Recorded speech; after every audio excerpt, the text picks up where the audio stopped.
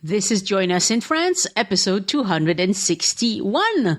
Bonjour, I'm Annie Sargent, and Join Us in France is a podcast where you'll hear pragmatic advice for your next trip to France. Hopefully you'll get inspired to go beyond Paris and enjoy the rest of France too. On the podcast, I invite travel enthusiasts and Francophiles, such as my guest Kimberly Coleman and her daughters, who join me for a conversation about how their trip went, what they loved, what they didn't like as much, what they can recommend for you, and give you some inspiration for your next trip to France. We talk about their June 2019 trip to France to attend the Women's World Cup, and we discuss how that went compared to other sports events that they've been to. We talk about women's sports in general, about the value of taking your kids to those events if you can. We also talk about getting the tickets, finding the accommodations, getting to the venues in smaller French cities such as Reims, the fan zones, the atmosphere, using e-tickets in France, and all that good stuff. Join Us in France is a listener-supported podcast. Take a listen, and if you like what you hear, please support the show. More on that after the interview. Show notes for this episode are on joinusinfrance.com/261, the number 261.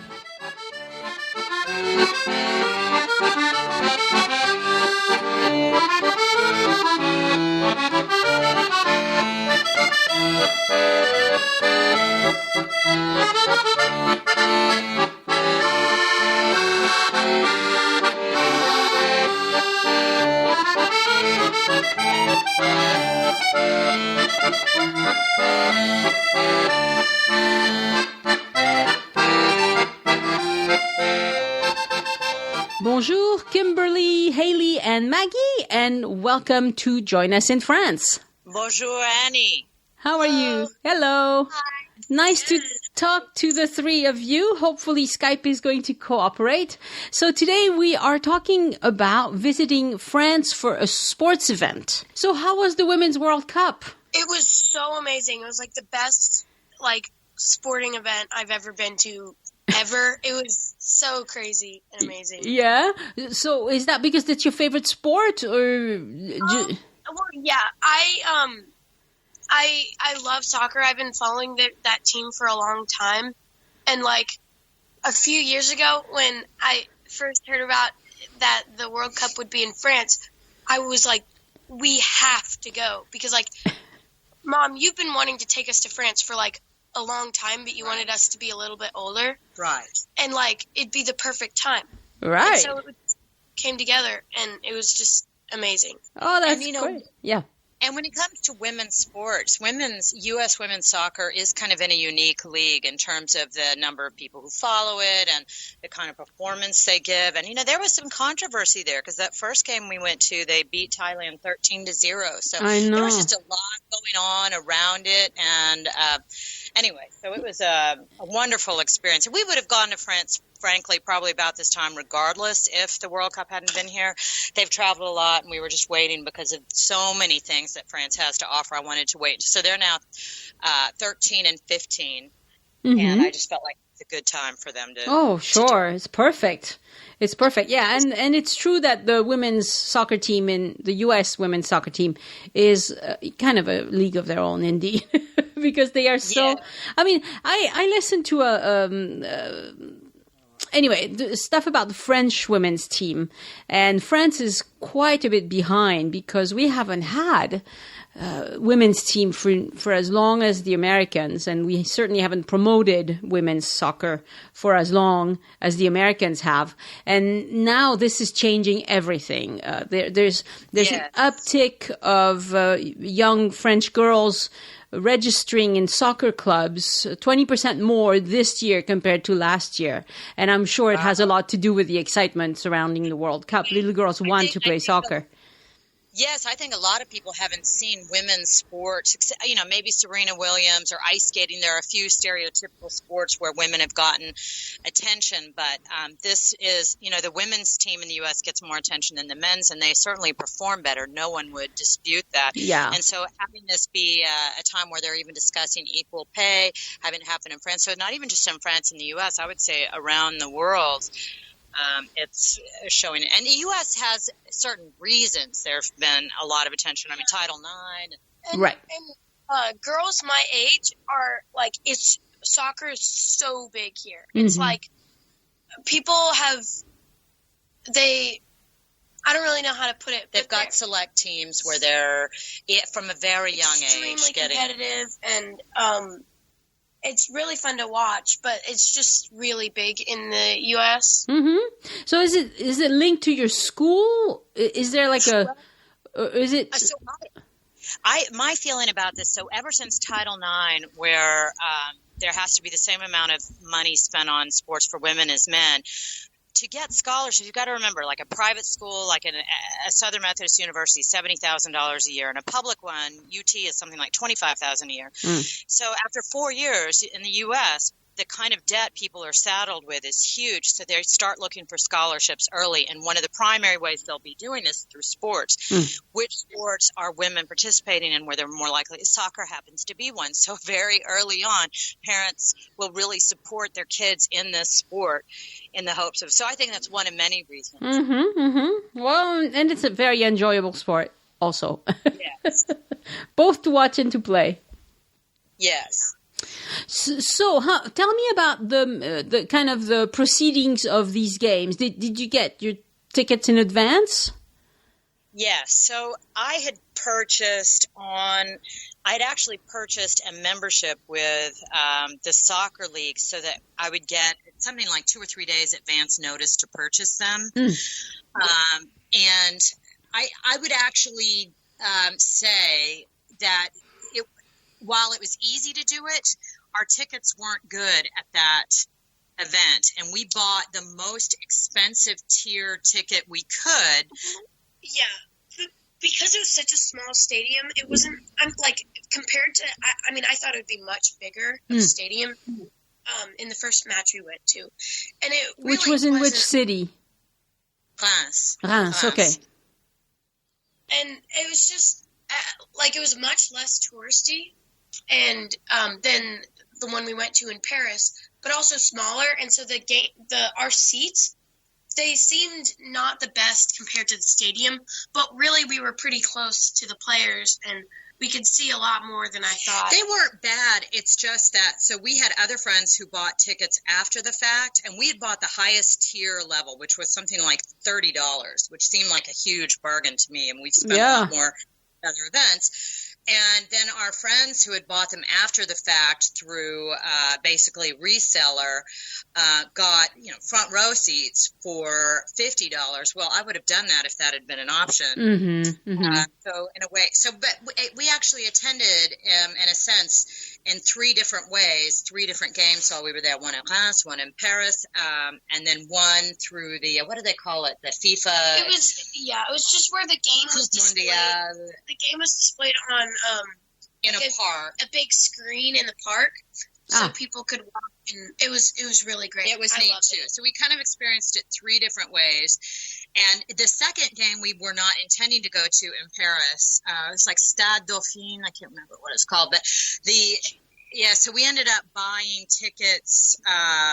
We actually went to a hotel, into a concierge, and they were going to see if they could find something. But while we were sitting there on the phone, we just bought some that were resold. They were all sold out, all the games.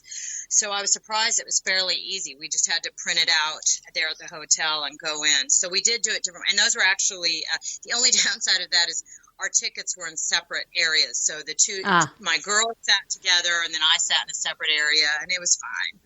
Yeah, they're old enough that that's not a problem. Yeah. So so how far in advance did you buy these tickets? Was it like months before, or? I'm going to say it was probably February, and the game was in June. The game for June, and then the one we ended up going to in Paris, we probably bought it the day before. But again, we were having to buy it through a reseller. Right. And then the third event, which was open to anyone in a park, we just walked. Anybody could have gone. It was free. Yeah, that was a free event. Right. They do a lot of these, they call them fan zones, I think. Right. That's what it was. Fan zone. Right. That's exactly what it was. I've seen games that way, and it's fun. It's a very good experience most of the time, especially if your team is winning. Right. Yes. So did you see any scalpers about the stadium, or? We really didn't. And, Okay. it was an interesting experience, not just the game itself, but, the lead up to it. We've gone to a variety of events in other countries. And, so compared to them, so for example, we had gone to a soccer game in Argentina. Where were we? Buenos Aires, where we saw River Plate. Another I can't remember, but that was so different because the approach to the stadium was probably a quarter mile, and we had to go through 3 different levels of security. And you're not allowed to. Not only can you not bring a person, you couldn't, have a water bottle or chapstick or anything because it could be thrown as a weapon. Yeah. So there was much less of a much less of that. I mean, they did have security where they patted us down. Did they have metal detectors here? Yeah, I think it's interesting that you'll obviously have to separate from women and men when you go through the security line, and the women's side was like 3 times longer than the men's side. Maybe True, more. right? I just thought it was really interesting because there weren't as many men. That's such a good point. Yeah, to see so many women supporting a sporting event. I would also have to say, I think that we felt most of the audience, a good maybe 75%, was clearly from the U.S. Wow. Yeah. There are a lot of my friends went to Paris in France this year, but not always at the same time. I don't know why, because all of my friends suddenly this year, a lot of them go to France. I don't know if it's age or the airfare was cheaper or something. I'm not sure, but the security lines, while they were long, they went fast, and we were able to have persons. We didn't have to have clear bags like in a lot of the stadiums in the U.S. And, you wouldn't, if you had tried to sneak in any sort of food or drink, I'm pretty sure it would have been caught because they did do a pretty thorough check of that. But in terms of comparing it to a place like Argentina or Brazil, in Argentina and Brazil, they separate the opposing fan from the home crowd fans because there has been violence. There have been people who've died. They've got, we didn't see any of that. Yeah. We didn't see any of that. Yeah. And now there was no alcohol at the stadium, just like there isn't in a lot of Latin American cities. In the U.S., it would be weird to go to a major stadium like this and not have alcohol as an option. And I was a little surprised that there wasn't even, I don't know, I was hoping there'd be wine or champagne, particularly when we were us. But outside of the stadiums, like at the FIFA fan zone, they had it. Right. And the food options also at neither stadium were they any good. They were. France has such good food that it was disappointing to see. They basically had bad hot dogs on bad bread, and and Pepsi. I mean, that was about the options. Yeah. So don't plan on eating much at the stadium. Right. Before and after. We stopped by a bakery. What are they called? Boulangerie. Yeah, we stopped by one of those and got just some bread, and I think we might have stopped by a cheese place. Yeah, and we walked over to Cartier left time. While walking over, because they have you park or get out. You can't get a car right there by the stadium. You have to walk a few blocks away. Mm-hmm. You've got the road block. And we ate, and it was obviously much, much better than the stadium. Yeah. And so then we were full when we went in. It was we weren't really hungry for the awful hot dogs. Right. Yeah. We learned the first game that, boy, don't count on any sort of good food. Now, we also did, as we were leaving, so we took the subway there when we were in Paris, and in France we were just able to walk, both coming and going, because we stayed close. In Paris, because it was Stade Dauphin or whatever, it was way west of Paris. Okay. And it took us maybe an hour on the subway. Now, that subway was packed and uncomfortable, and even though it was only 70 degrees out.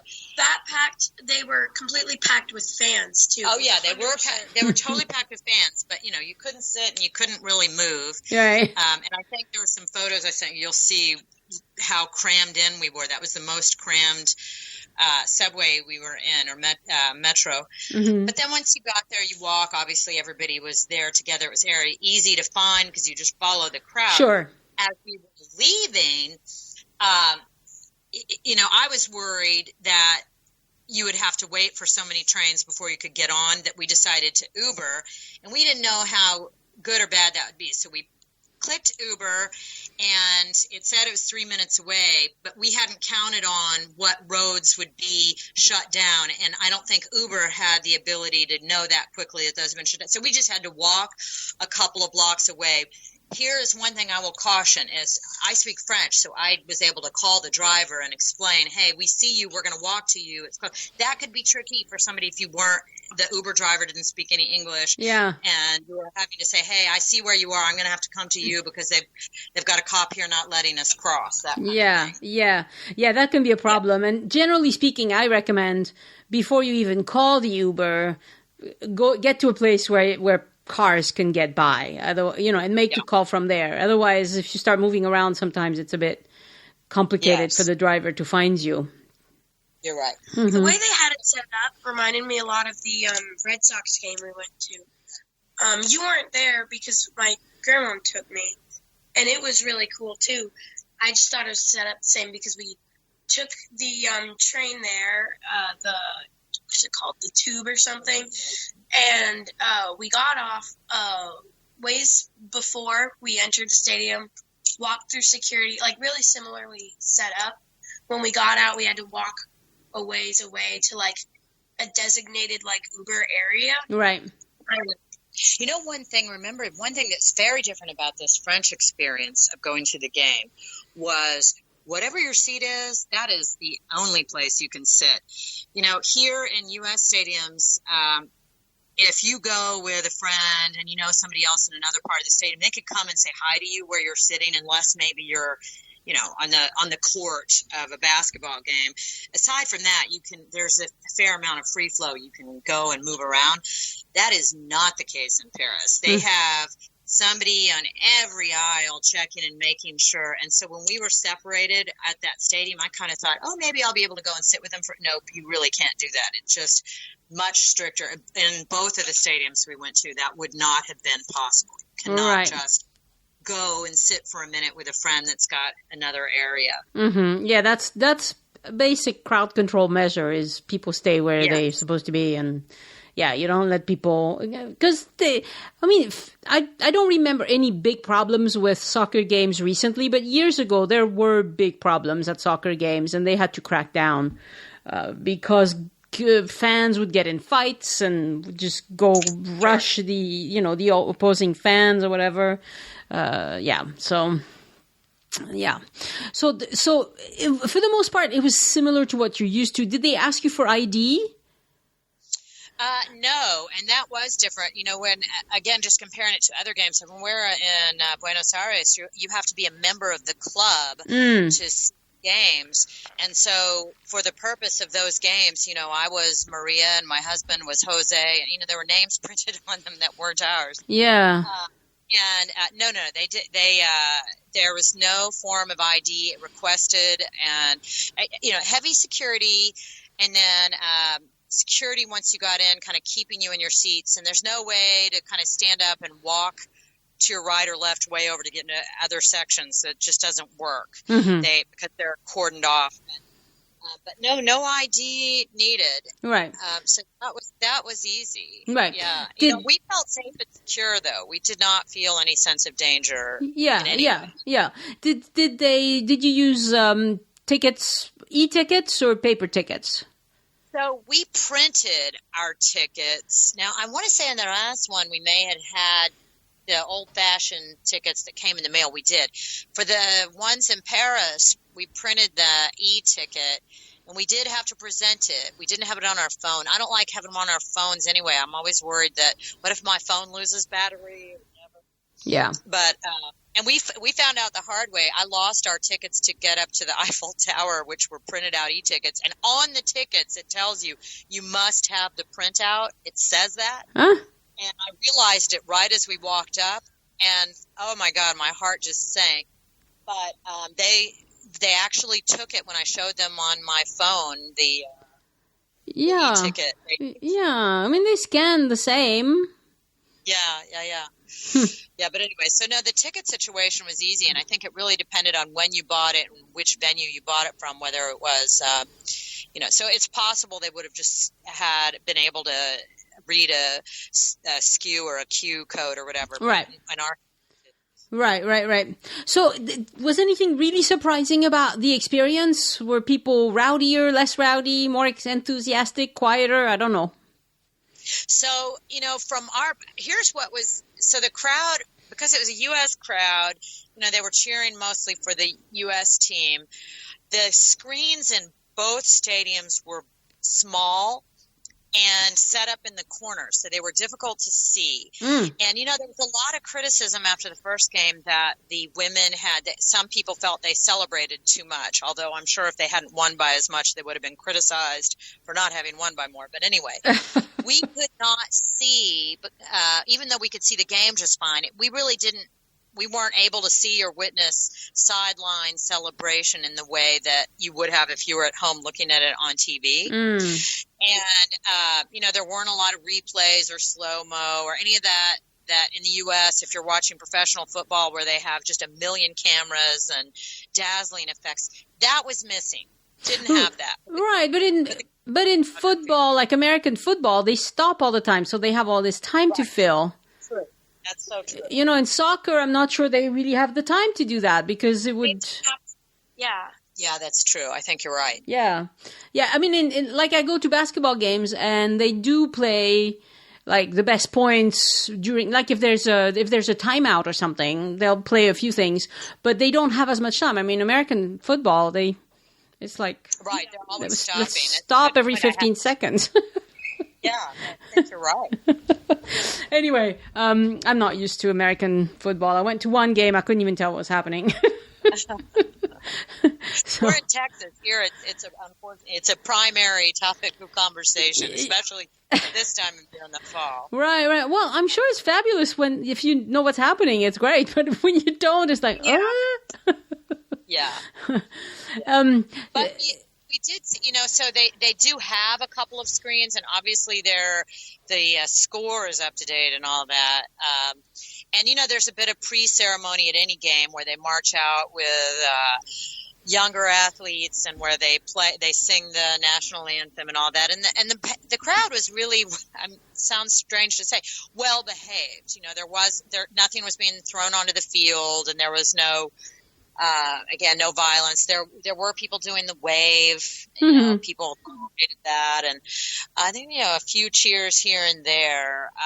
When at some of the games we've been to internationally, there was a sense that things could turn bad very quickly. Like Argentina, we felt like we were one of very few that were not men there, and you got the sense that. I remember we were at a game in Rio where we left because we felt like we could have gotten crushed in the violent reactions of what was happening. That just did not feel that way in France at all. Yeah, and there were French fans there. It was hard to get a sense of how many, but the ones that were there did seem to be supporting the U.S. You can't really tell because when we played Chile, both France, Chile, and USA both had red, white, and blue as their national colors. So you're looking out at the audience, and everybody's wearing the same colors. Yeah. I'll tell you something we really enjoyed when we were in Reims, aside from the champagne caves, is as we were walking around, we didn't intend to, but we figured out pretty quickly where the teams were staying, just walking around, because we saw all the people waiting outside of, the Marriott or something for the U.S. team, and we saw, what's her name, with pink hair, Rapinoe come out. Wow. And then we saw where the Thai players were, and they were standing out front of their hotel. So we got up and we took a picture with them, and they signed autographs. And oh, that's great. So when I was standing outside of the Marriott waiting to see some of the players, I remember I was talking to this girl from Germany, and she said that she's more of a fan of the U.S. team, even though Germany has a great team too. And she said that was mainly because of the fans, because in the U.S. we have so much more support behind, it's more, we have more of a fan, we have more of a following. Yes. More of a following around it. So it was interesting to see that, it can be kind of magnetic, that support for the U.S. team. And for women. In fact, I do business of, we've got programs in 25 countries, and whenever I'm talking to them about women's sports, they say that the guys will often express surprise that people would be willing to follow any female team to a different country to see it. But really, women's soccer here in the U.S. is big enough to where it's not a surprise. Yeah, it's a top game. Yeah, and I have to say that for somebody who has family in both the U.S. and France, when last Christmas we went to the U.S. to spend Christmas with my husband's family, and one of their kids plays basketball. But I mean, he's like 8, little. Mm-hmm. But the whole family went to watch the game. Now, my daughter has played basketball here for... she doesn't play right now, but she played for a long, long time. And I always attended. Her father came very often. Friends and family sometimes came. But for the most part, French families don't go to games, little kids' games. They just don't. It's not something that enters their mind that your 12-year-old is playing soccer and you're going to go clap for them. And we were talking about this earlier this morning, and it is true. It's interesting because here in the U.S., it is a part of the culture, and some of it's which part of the U.S., but like on a Friday night in Texas, you're generally at a high school football game. Yeah. A similar school we often do things with. We often go to their Friday night football game if it's at home, not necessarily to watch the game, just to be with friends and That's true. It becomes the venue, even if they're not watching the event. Like the kids will just walk around the stadium, and I don't know if France has some equivalent, but for us, Friday is high school, Saturday is college, and Sunday is pro. So it's just a full college weekend. But as a family, you're often doing the family sports on Friday.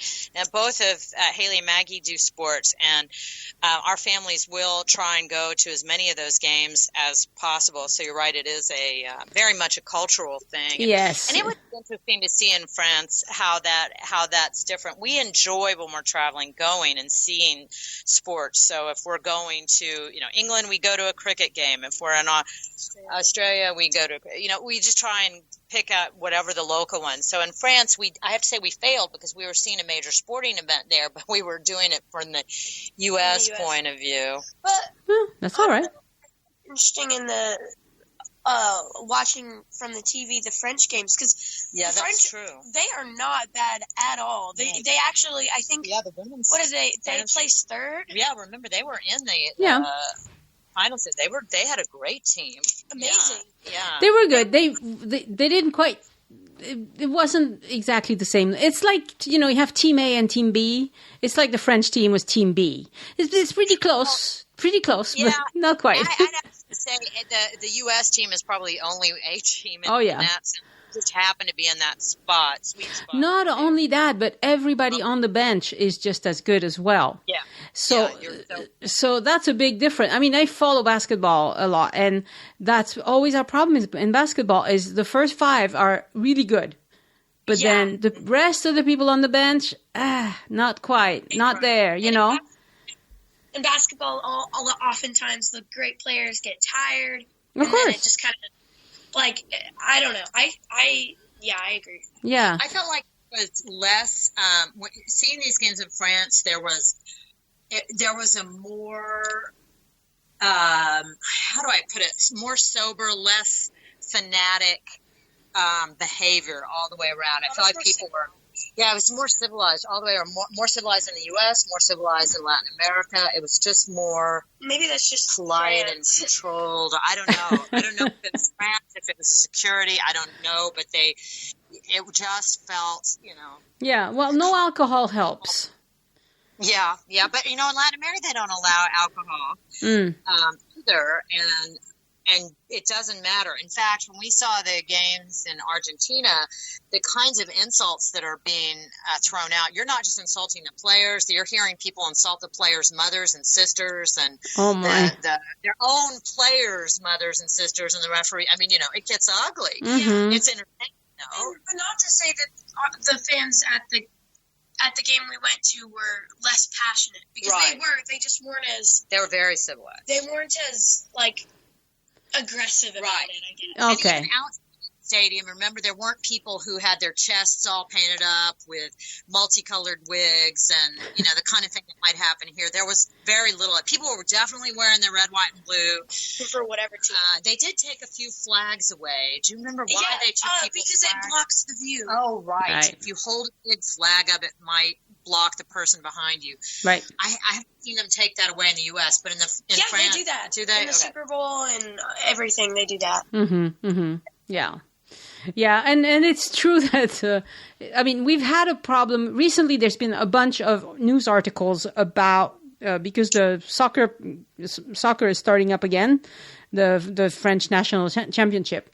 And there's been a lot of articles about homophobic chants and the like in the stands, and everybody is saying, you know what, we have to stop this, and we will stop the game and empty the stadium, and finish the game with nobody there.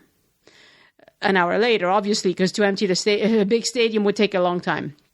Because they want the fans to stop. So they're not sure what they want to do. Are they going to empty the stadium to finish the game, or are they going to take away points in the championship to the teams that have, awful fans?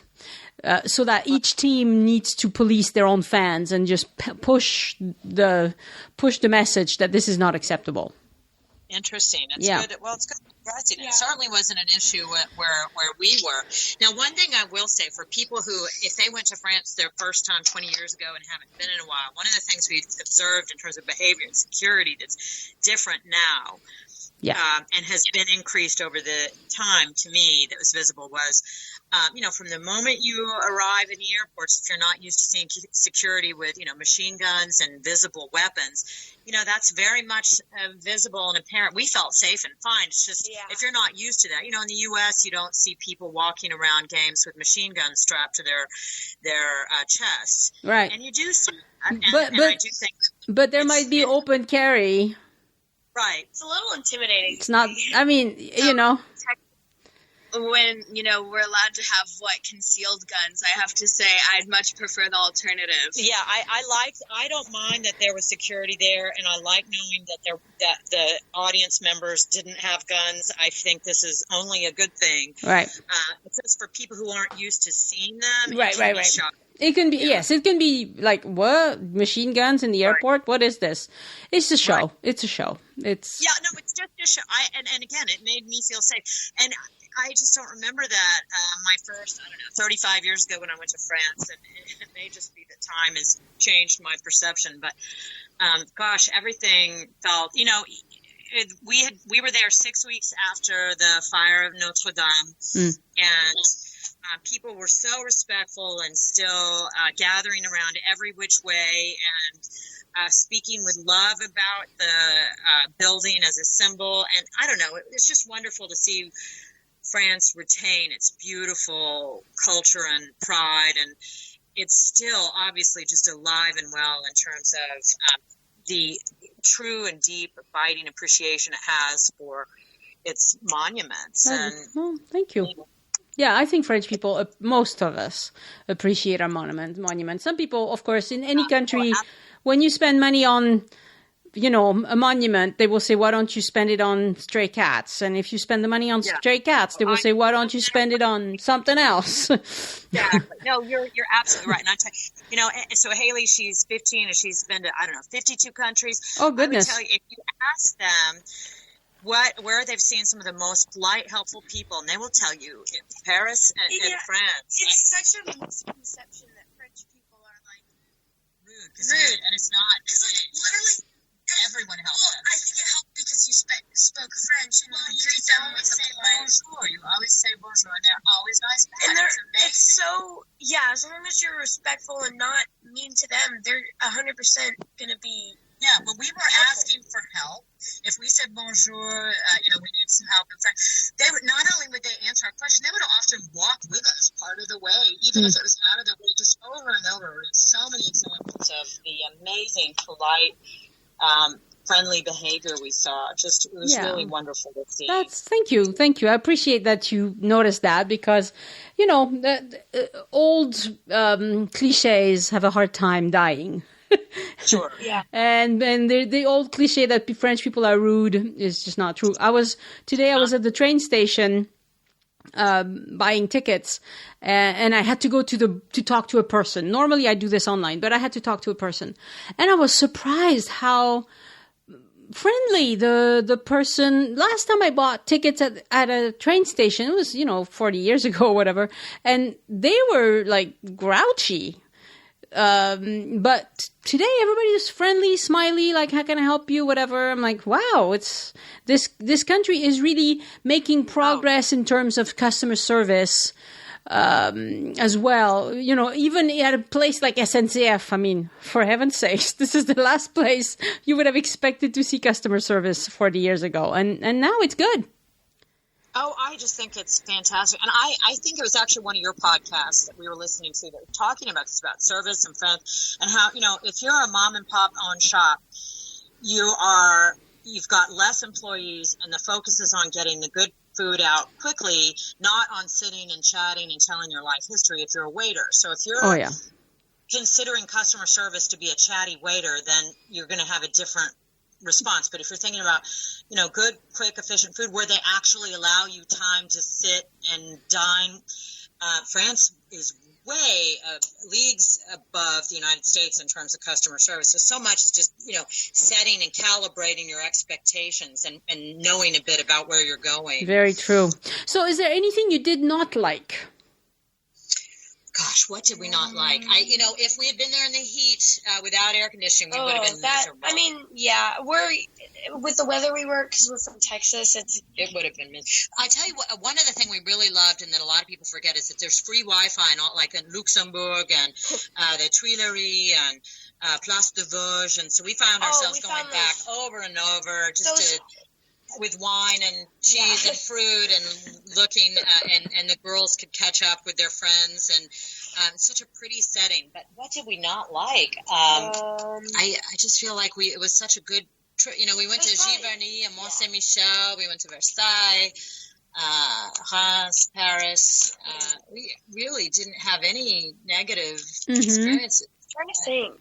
And normally, is there anything that you were like, oh, I thought this would be very different?